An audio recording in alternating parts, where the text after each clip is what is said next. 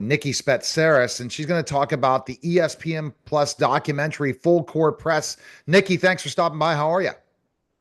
Good. Thank you for having me. Absolutely. What inspired you to direct the second season of Full Court Press?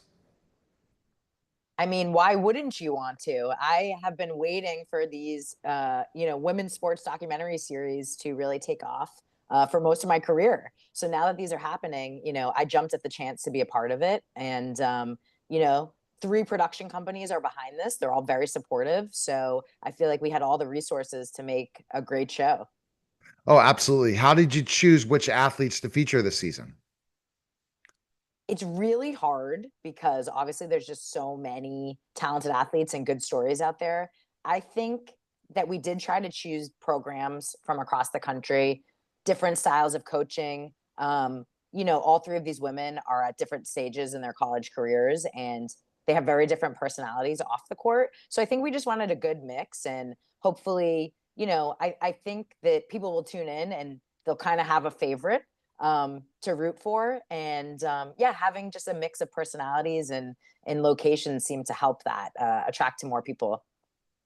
What was the most challenging part of filming this documentary series?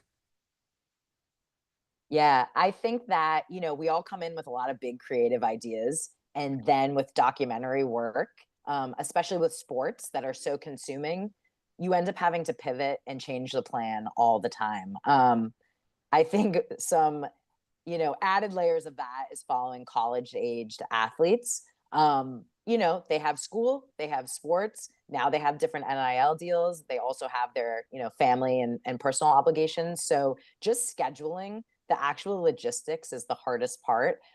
Sometimes we would plan to film for a day and we'd every hour is accounted for when you're with a film crew, right? And then practice would all of a sudden the time would change or it would get canceled and we just have to shift what the whole day was about.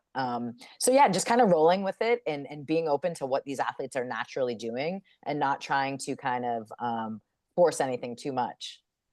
Yeah, because you force things too much, it's just it's a problem for sure. And it's just you never know what you're gonna create when you're filming, right?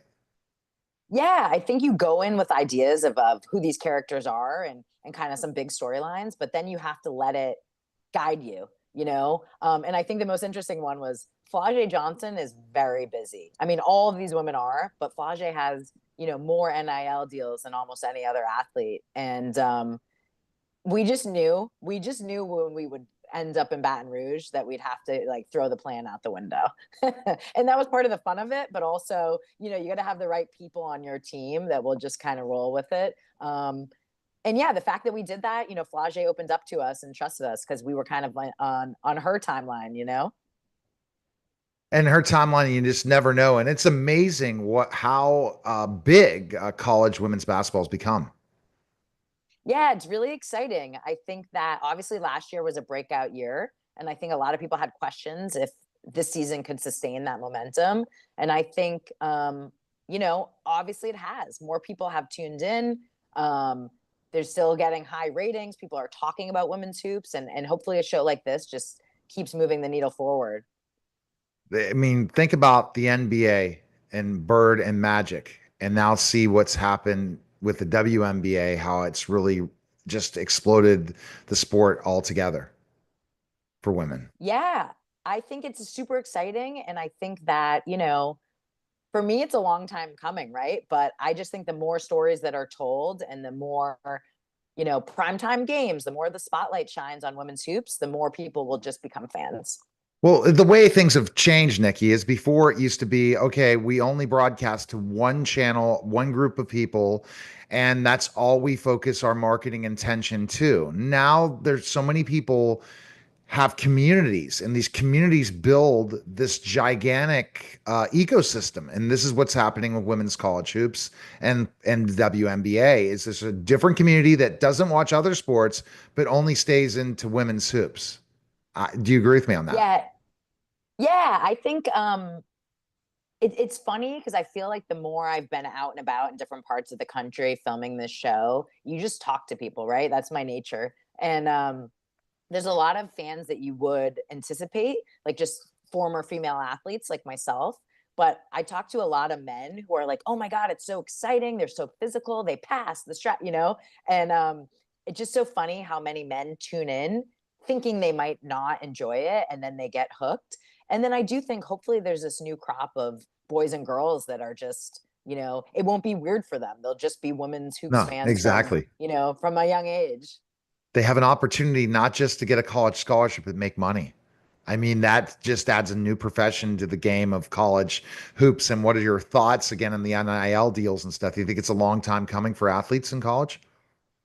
Yeah, listen, I think obviously these athletes, it is a full-time job. I mean, just being around them, they might practice 2 or 3 times a day. They do recovery, they go weightlifting. They obviously do press, and obligations for the school, donor meetings. So yes, I obviously think that they should be compensated, and I think that's fair. I think the layer as a filmmaker is, they're busier than ever. They're balancing school, sport, and now all these business opportunities. But I do think at least these three women, like, they really balance with grace, and I can't believe how much they do. And hopefully it's just teaching them, like, they all have these dreams of being business moguls and having their own foundations and having their own businesses. So I don't know, I think it adds some hardship to their schedules, but I also think you know bigger and better things will come out of Exactly. it.